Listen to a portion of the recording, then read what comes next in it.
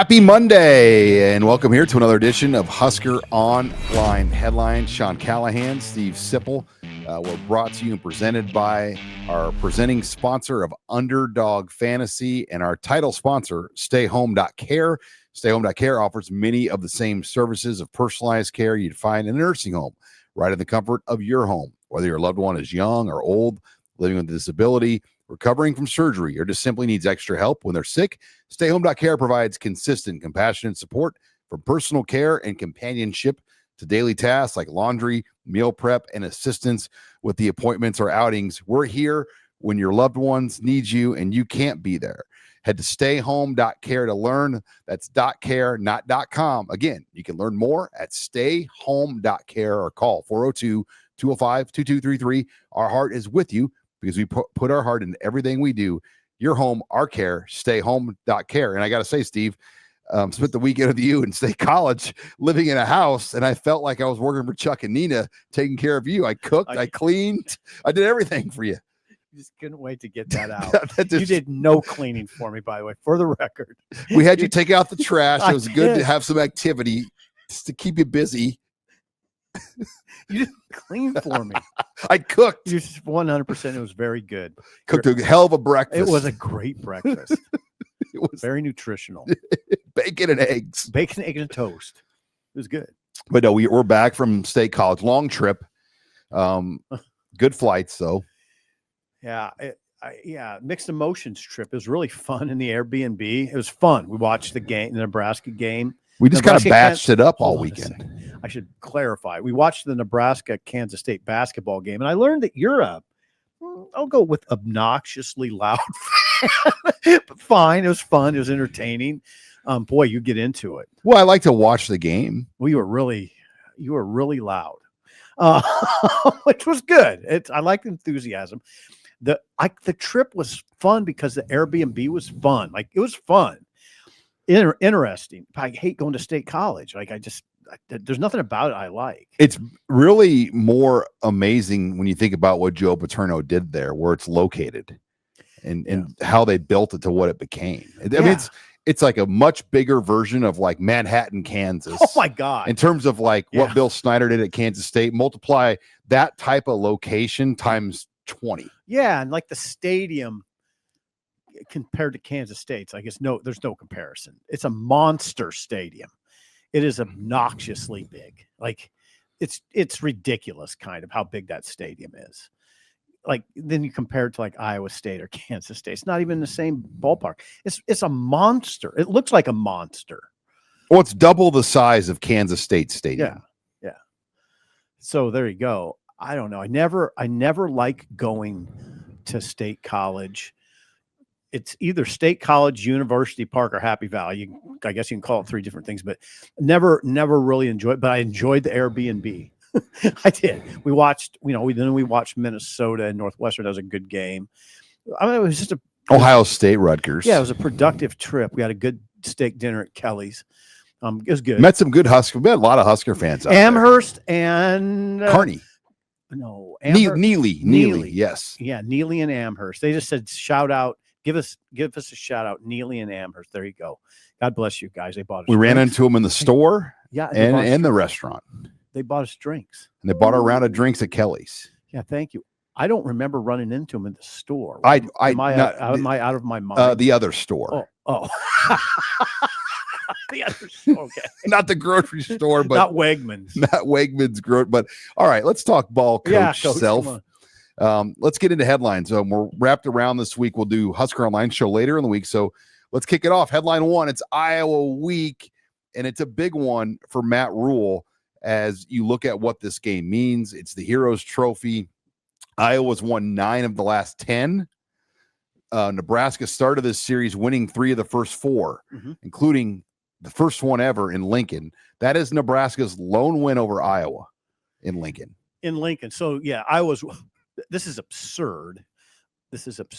But Iowa's won 6 straight in Lincoln. That is one of the most absurd stats of Nebraska's sort of period of struggle. There's a lot of them, but that's certainly one of them. They fully capitalize on Nebraska's dysfunction with their stability and their approach. Good way to put it. And it's helped elevate their program in what's been one of the more rougher stretches in the modern history of Nebraska. And these wins over Nebraska, each Black Friday, 9 of the last 10, have bumped them up a notch. Gets them to a better bowl game, gives their fans the bragging rights over the holidays. Yeah, so let's see Nebraska do that. And think if the script was flipped, how much, if Nebraska just wins 3 or 4 of those 9 they lost. Yeah, we're looking at things differently. A whole different feel. Well, and there you go. So go back to the headline, Iowa week, and it's a big one for Rhule. This season will have a whole different feel. Yeah, I would say a whole different feel, or definitely a largely different feel if Nebraska wins. This would be Rhule's biggest win at Nebraska. This would certainly be the biggest win of the season. It's 7-4 Iowa, but it's Iowa. So yeah, it's and you know what I always say, Rhule is a great salesman, but you want to see tangible progress. Like today, Monday, Rhule this press conference said, we know what direction we're going. So, and I trust him, I do, but you want to see it. You want to see stuff on Saturdays, in this case Friday. So this would be a piece of tangible evidence that backs what he says. It can't always be the coach telling us there's progress, right? You have to see it. And you will see that if they win, the number of people that would go on the bowl trip. Yeah, the bowl trip.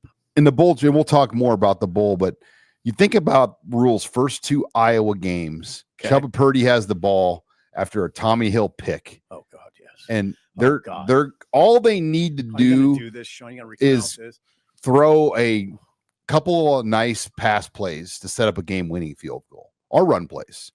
He throws a pick to a linebacker who's just sitting in the hole waiting, right? And then last year they had control of that game. Oh, don't even the whole time, but then they the special teams blunder and the play that Johnson got.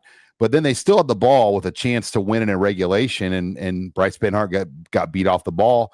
Dylan takes a strip sack. Yeah, I think. And then Iowa wins the game on a field goal. Yeah, I mean, and Nebraska generally played better than Iowa last year.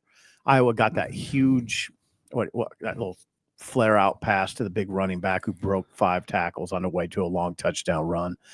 But by and large, I thought Nebraska outplayed them. But God, those 2 losses, by the way, just gut punch. Well, the one last year, especially because at halftime when it was 10-0 Nebraska, I believe it was 10-0 at that point. Nebraska had control, but it should have been more control. It should. I mean, and if you felt like if they could have gotten it to 17, it was over. Yeah.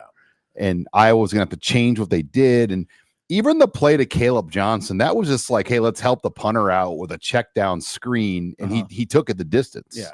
Broke 5 tackles. And it changed the game. But that play, Nebraska was in position to shut it down for like a 2-yard gain. I know. So those are the type of losses that we've experienced. Not all of them have been that way. There was a 56-14 loss in Lincoln that Nebraska incurred, but there's been a lot of close ones. And getting back to this is a huge opportunity for Nebraska. Huge opportunity. And I think, I mean, we'll get into the headlines of more the nuts and bolts, but it's definitely doable. It's doable. Now, what's the spread? It's at 6 right now for Iowa. And it's a 6-point favorite.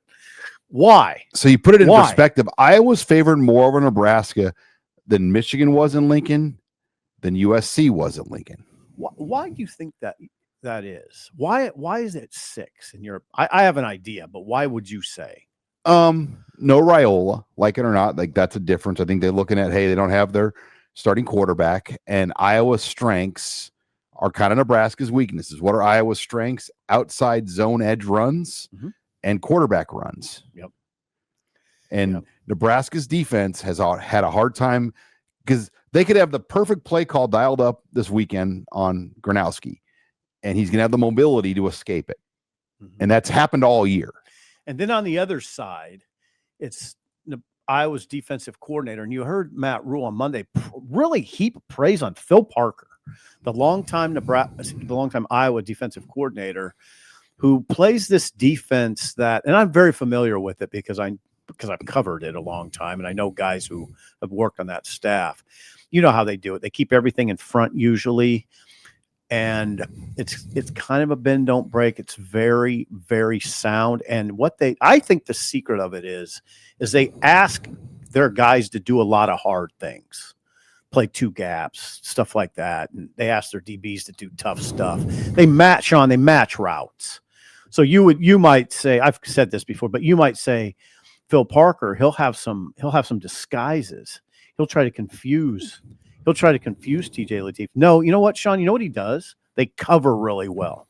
They're a good cover team. And if you watch them, they cover really well. Other than Trey Palmer. Yeah, that game was a very much an aberration. Yeah, when they were down a corner and Trey Palmer just ran by him, which was weird. You never see that. Do you want to hear another Iowa-Nebraska stat that'll blow your mind? This will be the 15th straight year of Black Friday.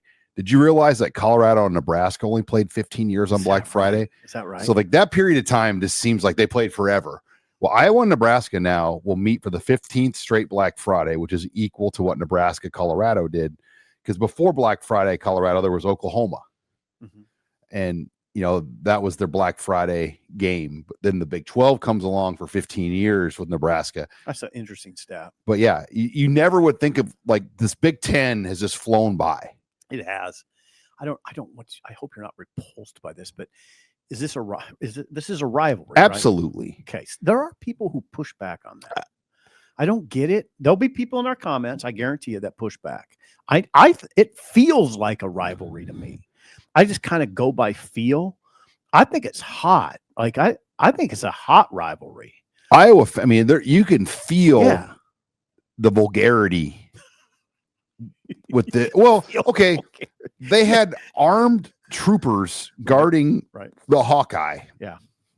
And now, do they do that all? The Nebraska athletic director and Matt Rhule and the players were, getting into it or yell, particularly Troy Dannon last year. I talked to Dannon right after that. I couldn't really talk to him because he was so hot. He was viscerally angry. Like, yeah, he wasn't. This Bush League. Why the hell would you have armed cops when a football team that's going to play in the stadium? Right. Like, it's just walking. Like, what the hell are you doing? I don't know. In the world that we live in now, especially, like, what are you doing? Yeah. Like putting police in that situation. Is that really necessary? Like, you really showed them. Yeah. Like, no, I believe I totally agree with what you're saying, though. It just has that feel. The fan, I don't know, everything about it to me. It's just, now some people are going to say it's not a rivalry until Nebraska starts holding up its end. But by the way, if Nebraska does start holding up its end, it'll really get hot. If Nebraska were to win this game, I do think you'd see the students come on the field. That's just, like it or not, that's what they do now. I'm fine with that. Like the students did it. The students did it against Colorado. They did it against Wisconsin. We live in an Instagram, hold your phone up world, and they're all going to come out there and do that. We'll see it. I think that's fine. And Iowa needs to see that. If Nebraska were to win this game, you want Iowa. Instead of Drew Stevens blowing kisses at you and grabbing his junk, running off the field, you want Nebraska fans kind of, but long way from that happening. I'm not saying that. You have to play well. No, I know, though. I don't disagree at all. We just literally got done saying this would be Rhule's biggest win. The thing with the cops on the field, the thing with the handshake thing pregame, how big Iowa's people made that out to be. Mm-hmm. Drew Stevens blowing kisses and grabbing himself running off the field at the Nebraska bench. That should anger you. Right. It's BS. Like, and if that doesn't get you ready to play for this game, I don't know what will. Well, it sounds like you're ready to play. Well, because I'm tired of every Black Friday for the last 10 years dealing with this. I know. I understand. Especially when Nebraska at times has played well enough to win these games and they've lost them all. You have some cranium. I cracked my first cranium open and it is slow release at this point. All right. Thanks for joining us here on HuskerOnline Headlines. Again, we're brought to you by our title sponsor, StayHome.Care, and our presenting sponsor, presented by Underdog Fantasy. It is Thanksgiving. It is Black Friday. There are so many great football games on. You've got Chiefs, Cowboys, Packers, Lions. Jeez, 3 games. Joe Burrow making his return for the Bengals on Thanksgiving night, all the Black Friday, all the rivalry weekend games. Well, Underdog's got you set up. It's feast week on Underdog from November 26th through November 30th. Check the app for the daily specials and promos. It is so easy. You pick your favorite stat categories in your favorite game. Take Patrick Mahomes. He's going to have more than this number of touchdown passes or more than this number of passing yards. Travis Kelce, college players, pro players, you name it, name the sport. Underdog Fantasy helps you win up to 5,000 times your money by just simply picking the right stat categories. Download the app today, sign up with the promo code Husker25, and score $100 in bonus entries when you play your first $5. That's promo code Husker25. Underdog. Make picks, win money. You must be 18, 19 and over in Alabama and Nebraska, 19 and over in Colorado for some games, 21 and over in Arizona, Massachusetts, and Virginia, and present in a state where Underdog Fantasy operates. Terms apply. Offer not valid in Maryland, Michigan, New Jersey, New York, Ohio, and Pennsylvania. Concerned with your play, call 1-800-GAMBLER or visit ncpgambling.org. In New York, call the 24/7-HOPE hotline at 877-HOPE-NY or text HOPE-NY. Thanks again to Underdog Fantasy for sponsoring us here on Husker Online Headlines. Okay, let's get into it, Mr. Steve Sipple. Headline 2, Nebraska's run defense. Again, we hit on this a little bit, but you look at what teams have done to hurt Nebraska this year. Edge runs, quarterback runs. Well, that's what Iowa's going to try to do the whole game. Yeah, that's what they do. They run that outside zone, and they didn't need to look at what Penn State did to formulate their plan. That's what they do. You just watch them. You watch them just play after play. In some games, do it. They run the ball well. That'll again be the challenge. Nebraska comes off of a game where they allowed Penn State to run 39 times for 231 yards.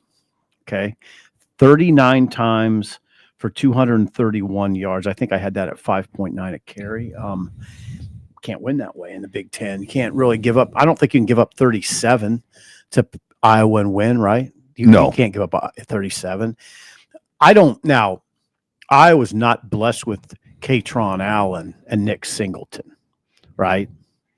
They have a good running back. Kamari Moulton. And there he is right there. Number 28's their main guy.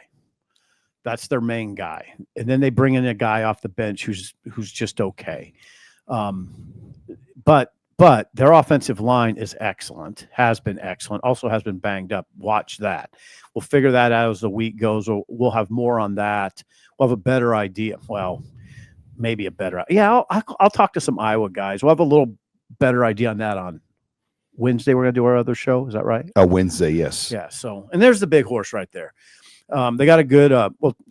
21 is Weegan. Since we're looking at the screen, he's a super fast receiver return man. Their quarterback is Gronowski. Sean, he's trouble, right? Yeah, Moulton, though, he's not a big play back. He only has 19 runs of 10-plus yards. Okay. Very consistent, though. Converts first downs to an extent. 36 first downs on the year. That's good, not great. I still think Gronowski is the real weapon. You look at him, and he has 13 rushing touchdowns. Jeez. And he's converted 41 first downs. So he has 95 attempts and 41 are first downs. He has 13 touchdowns. He's very, very good on those third downs. But what they're really good at with him is getting him in those third and shorts and executing the short passing plays. And, they're hard to cover when the timing and they know what they're doing. And Iowa will be really good at getting those receivers those perfect 3 to 5 yard routes.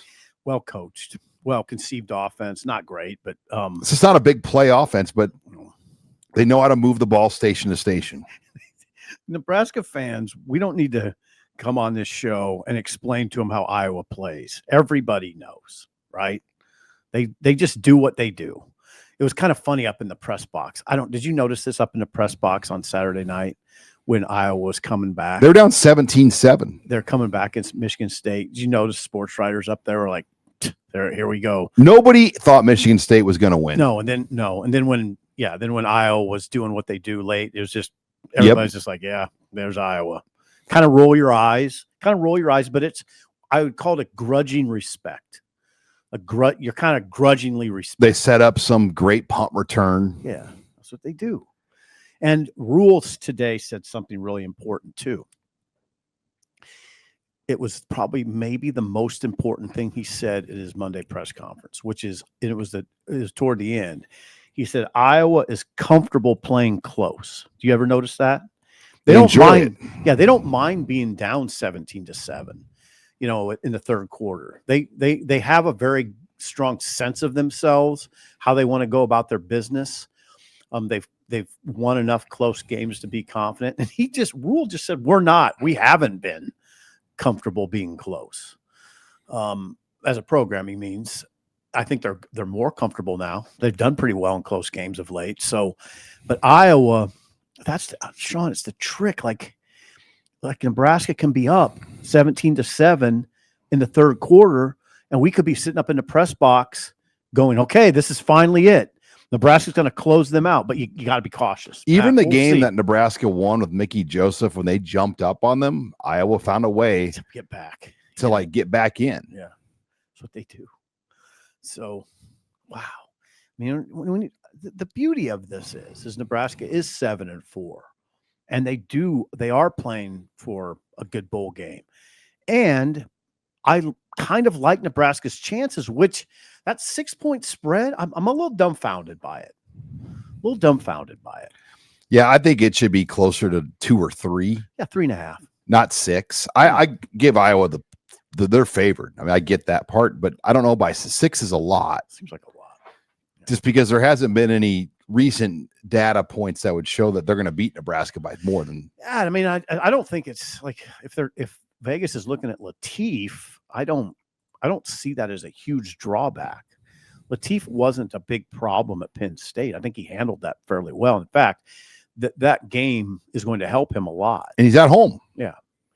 All right. Well, let's take it to headline 3. Before we do that, we're again brought to you by the title sponsor, StayHome.Care. Call them at 402-205-2233. We're also brought to you by Brunt. And look, the holidays are around the corner. You're looking for a great gift to get someone. Could be your dad, your husband, your coworker, or friend, anyone. Brunt is a great place to shop online and look at all the great products they sell. It's not just boots, but the boots are obviously what they're known for. They've got a lot of workwear, a lot of hats, a lot of different things that are going to set you up for these colder work conditions outdoors and being outside. And we've got a pair of Brunt boots. They're phenomenal boots. And they've got a lot of specials already online with Brunt. We've got one with HuskerOnline where we're going to give you another $10 off with Brunt. All you have to use is the promo code Husker at bruntworkwear.com/Husker. Again, promo code Husker at bruntworkwear.com/Husker. Thanks again to Brunt for sponsoring us here on the Husker Online Headlines Show. Headline number 3, Emmett Johnson could be playing his last game in Lincoln. He has a commanding lead, Stephen M. Sipple, on the Big Ten's rushing title. Katron Allen is right behind him at number 2. But it would take a huge game from Katron Allen against Rutgers and a very next to nothing game from Emmett Johnson not to win the Big Ten rushing title. Yeah, I mean, he has 1,200. Emmett Johnson has 1,200 plus yards, which, by the way, is a great season. I was digesting that number on the plane flight home yesterday. In fact, I was reading what you wrote in your Pro Football Focus story. That's a great year for a Nebraska back in this league to get to 1,200 with a chance to push it. If he plays, and he's going to play in this game, if he gets to 1,300, then plays in a bowl game and gets to 1,400 yards or more, that's extraordinary. He's got a 157-yard lead right now on Katron Allen. Yeah. So, I mean, he's pretty much got the title, barring just some sort of Melvin Gordon-like game. Okay, but he is not going to walk on senior day. Matt Rhule said that today. So leverage. Why would you? I mean, you got the draft and you got NIL. Right. I mean, either way, Emmett Johnson is going to walk away with more money than he has right now. Yeah. So yeah, he's earned it. Right. And so will he play in the bowl game? Like, will those conversations immediately begin about what it would take to get him to stay here? Or maybe the GM's like, I don't know if it makes sense for us. Are you? Oh, really? Well, how much is too much to spend on one position? He's your best player on offense. Right. But again, can you go through a year with hopefully with only one running back? You need more than one. So interesting conversation. I think you pay him whatever you have to pay him. Although you're right. Now it gets weird. I mean, weird. Sam Levitt. Today I hear Sam Levitt. You hear the number attached to Sam Levitt by any chance? The Arizona State quarterback? Over two? 8. Try 8. $8 million? $8 million. That was Rick Neuheisel. That's not rogue reporting. How? I don't know. 8 million is the number. Okay, so what would that number be for Emmett? Now, the thing I want to say about Emmett, we've said a lot, but the one thing we haven't said, and that I'm glad I thought of it right now, we always look for people, not just athletes, to maximize their ability. Wouldn't you say that number 21's maximizing? He's getting everything he can. Every molecule of his being is being used to advance the ball. I mean, it's been a joy to watch this season, and I just appreciate people who get all they can out of their ability, which he's doing. Because he's not Derrick Henry. You know, he's not 6'2", 225. Derrick Henry's bigger than that. He's not Katron Allen. He's not 218 pounds. He's 200. He's 5'11". Well, and think about how far it's come from a year ago when you had Ramir Johnson, Dante Dowdell, Gabe Irvin Jr. Guy's a lot better than and those three guys at one point were all ahead of him. Wow. People forget that. Yeah, they do. Gabe Irvin was ahead of him. Yeah, he was. Yeah, he passed. Dowdell was ahead of him. He passed. Ramir was ahead of him. And Dowdell's not having a year at Kentucky. No. He's not. Gabe Irvin's career is over at Kansas State with injury, and Ramir Johnson, I don't know if he's completely done or where he's at with his career right now. But here's the guy. Again, you look at Emmett, and it just tells you, don't give up on a guy. Good job. Like, it's so easy. He's no good. Right. It is. But do it all the time. How many running backs truly get the opportunity to get lathered up and get 25 carries? Well, and it's hard. How often, go back to what you said, and we're guilty of it, Sean. I am, you are, a lot of people are, of just writing people off, right? I try not to. He's a great example of don't write off guys. Don't write them off. And because in practice, running backs are hard to judge because they don't tackle them. Yeah. So you don't really know how good some of these backs are until they play. Until they play good teams. And they make guys miss. Yeah. So, I mean, it's been fun to watch him. Nothing but respect for what he's done. There's just nothing you can point to and say, well, he didn't do this. No, he's done everything he can. You think he's going pro if you had a guess today? Should he go pro? Sean, can his stock get any higher? Well, here's the thing. I can't answer the question because I don't know what Nebraska will put in front of it, money-wise. How can you answer it? Yeah, but if he is given like third, fourth round type scenario. I heard today 4th through 7th, third day guy. Which you might have to think about it at that point. I know. That's what I'm saying. It's hard to answer, especially not knowing what Nebraska puts in front of him. The beauty now is like the same guy that would represent him in the NFL is probably going to represent him in this side of it too. I mean, it's like one-stop shopping, baby. That's good. It's good to be an agent right now. And the agents make more off college deals than they do pro deals. Yep. Oh, those quarterbacks like Levitt they got high-priced agents. Well, Sean, you know who Garrett Nussmeier's agent is? Who? Trace Armstrong. That's the LSU quarterback. He represents college players too. Well, yeah, Drew Rosenhaus is in it too. Yeah. I mean, you got them all. But all right, Emmett Johnson, we'll see where that goes. Again, thanks for joining us here on the Husker Online Show. We're brought to you by StayHome.Care.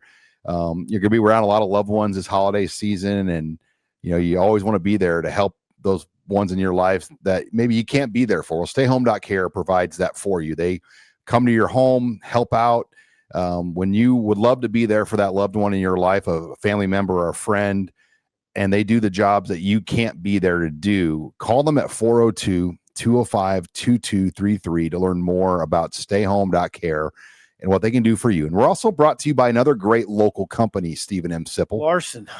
Let's sell cars. Larson Motors, if you're looking for a new vehicle. How about Nebraska City?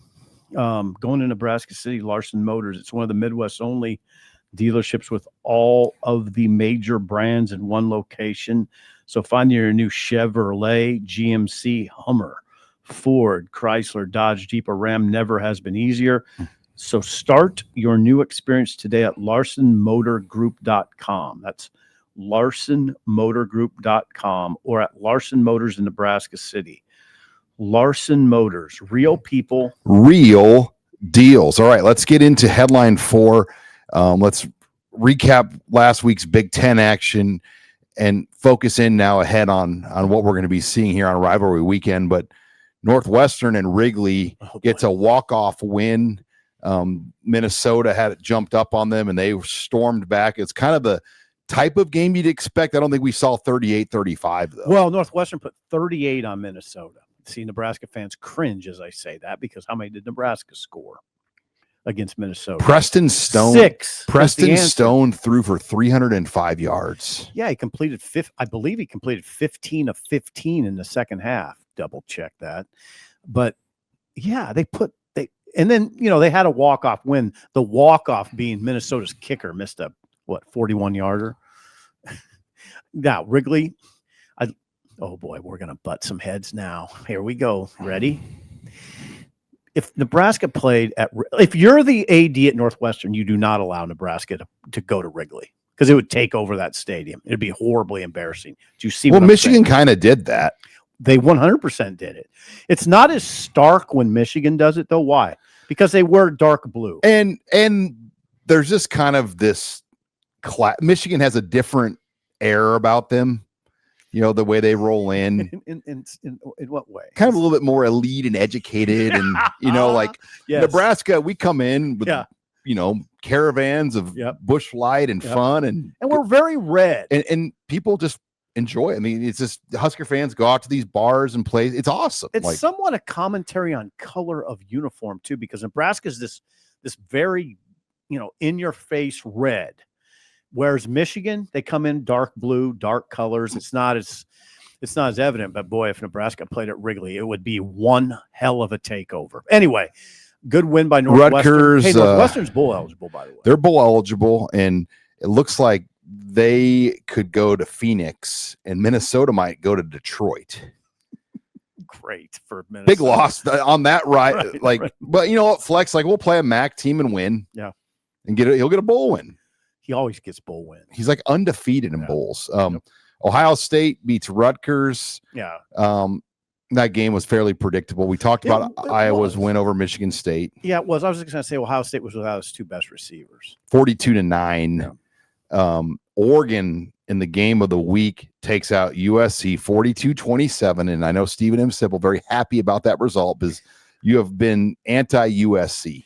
Oh, I mean, me and you again butt heads on Maeve. I just think Maeve he's okay. He threw for 306. How many picks?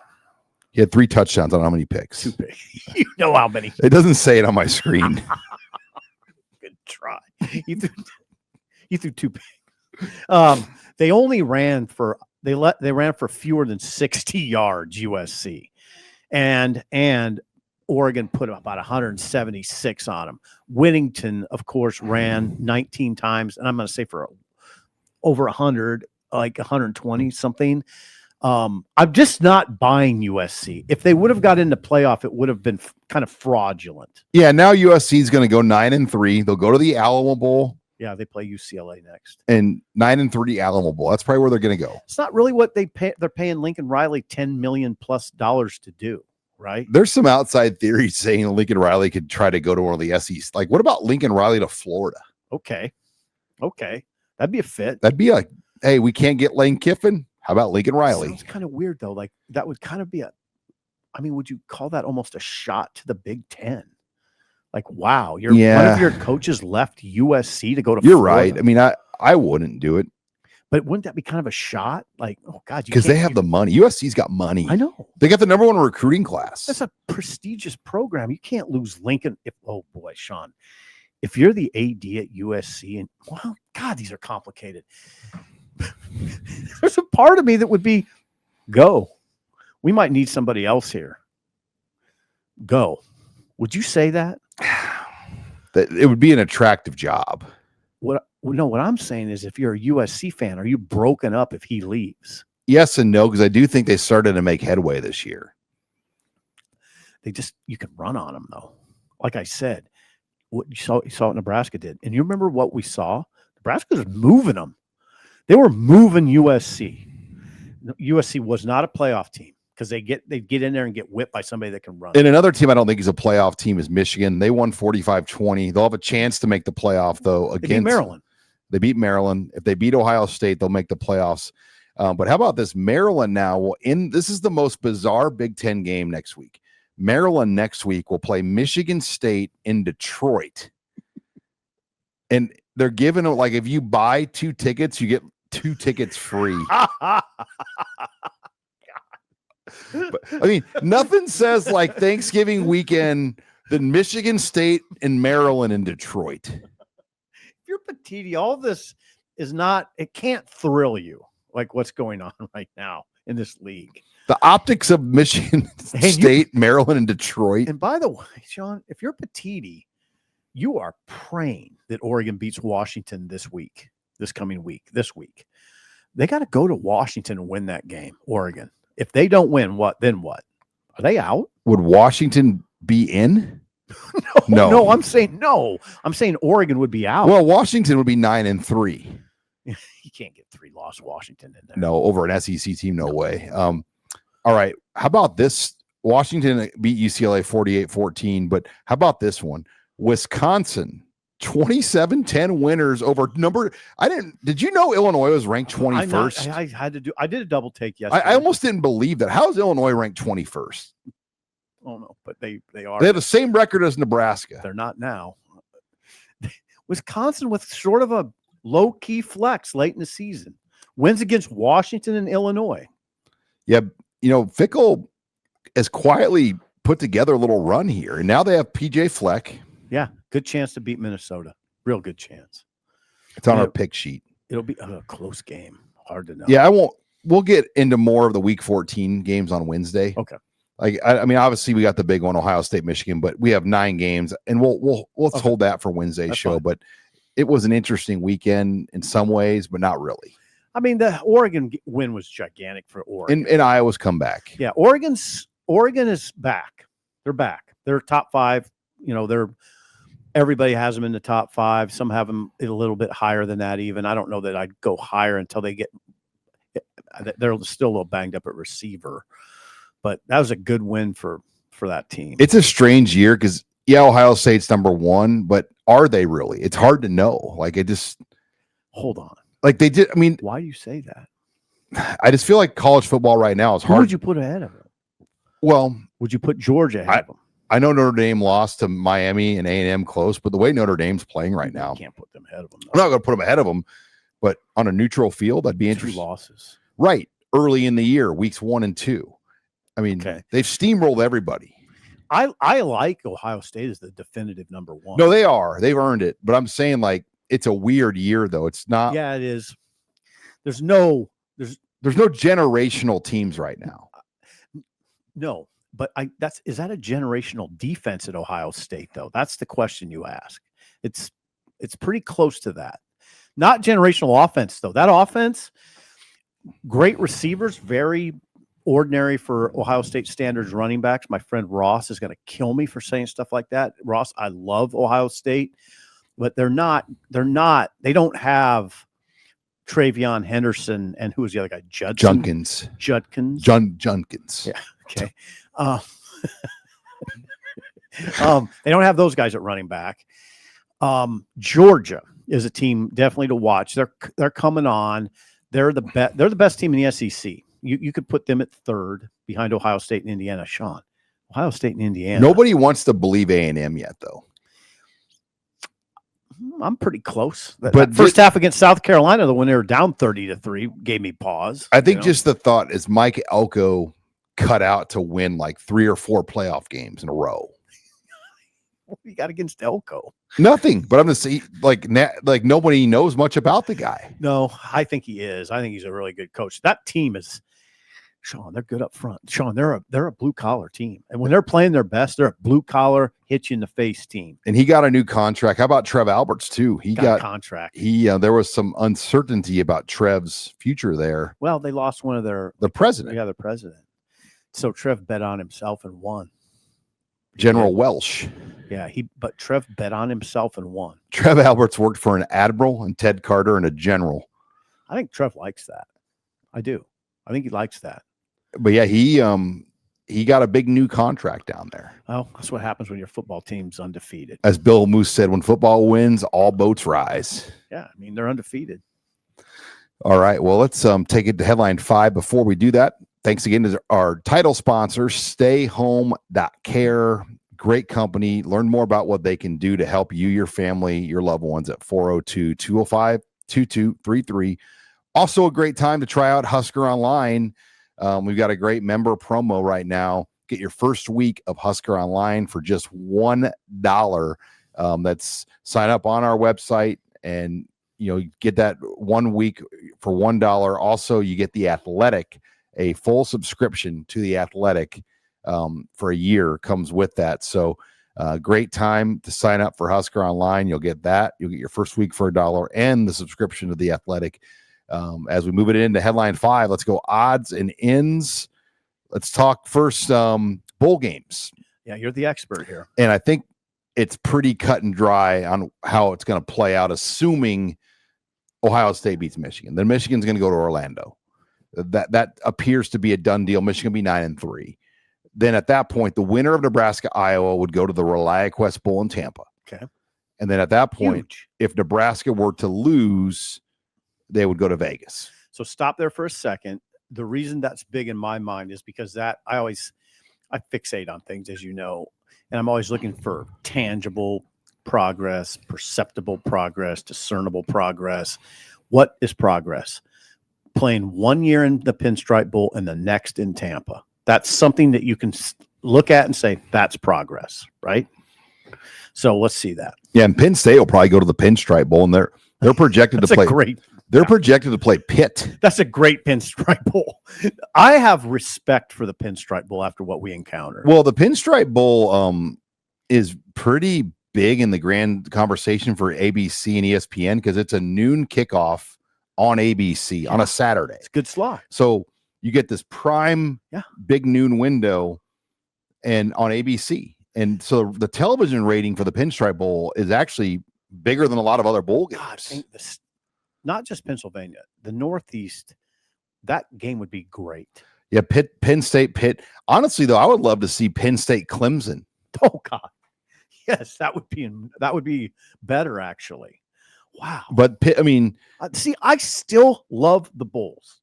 Like that is beautiful. Well, and you heard Matt Rhule. I asked him about this today, and they're going to be around all December. December is going to be bizarre. Let's go with that now. Because now the coaches signing day is next week on Wednesday. No one even really understands that, I don't think. Hold on. I need to understand. December 3rd. Yes. And then after that, the coaches will not go on the road at all. Like they're off the road. This is the last week. If you had a couple of days left, you can go out. Most people aren't going out this week because they have games. So you're going to sign your recruits on Wednesday. Some of those kids can come for your bowl practices once they finish the semester. The transfer portal doesn't open till January 2nd. You can't host transfer visitors until then. Right. So December, you're going to have the full complement of coaches around. So you're not going to have probably like these crazy bowl practice months where you're trying to juggle like what days of the week you can practice to manage it around the recruiting schedule. Well, recruiting out of the portal too, right? Yeah, the portal and high school. Right. So what Rhule said today was fascinating. Did you hear what he said? He ate out at Aragon restaurant like 14 straight nights. So that was trying to lure prospects, Portal guys mainly. while you're getting ready for a bowl. And he said, yeah, portal guys mainly. And he said it's hard because you're not really all into either thing. You're trying to juggle so much. Can you imagine that? You're trying to get ready for a bowl game. You're trying to get all these young guys work.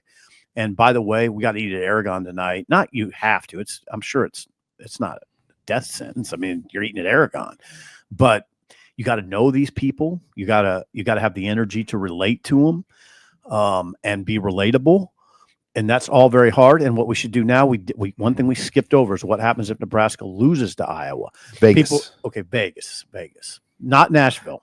So Vegas picks ahead of Nashville, and I think the only way it wouldn't be Vegas is if maybe like, because it's a Pac-12 bowl too. So former Pac-12 teams like USC, Washington, Oregon, Arizona State, Utah, Cal, they're all teams that could go to that bowl. Okay. And, I don't know if Nebraska would be real wild about playing another Pac-12, another Big Ten team. So that would be the only way that I could see that being an issue. But I think you're going to get like Utah or Arizona State there.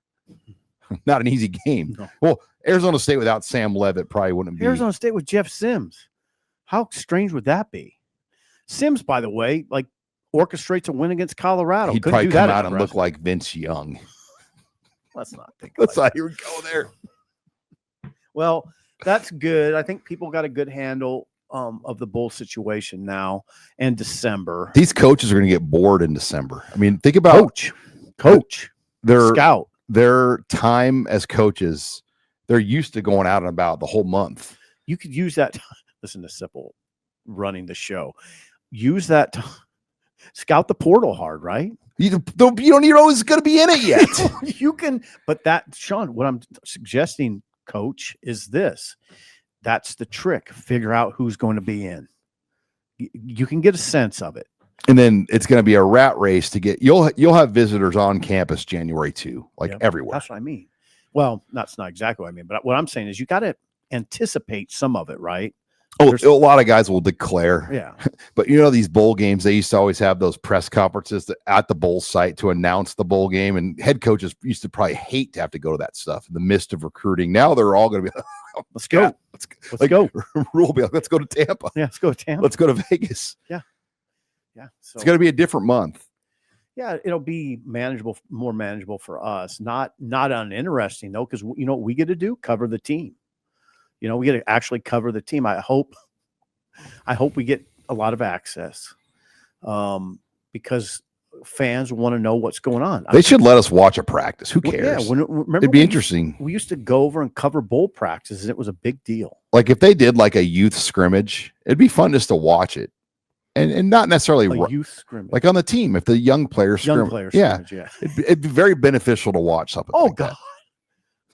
Extremely, not to like cover it like a game, but just watch it. Yeah. Okay. Since we're thinking out loud, we can present to Rhule. Can we watch that game? No notebooks. Where's there get a feel? Like no notebooks. Keith Mann, I'm talking to you. No notebooks. Matt Rhule uses his show or his stuff as a platform. We're using this as a platform. Yeah. No notebooks. How about that? That's our thing. No phones. We'll put our phones in a little, like a basket.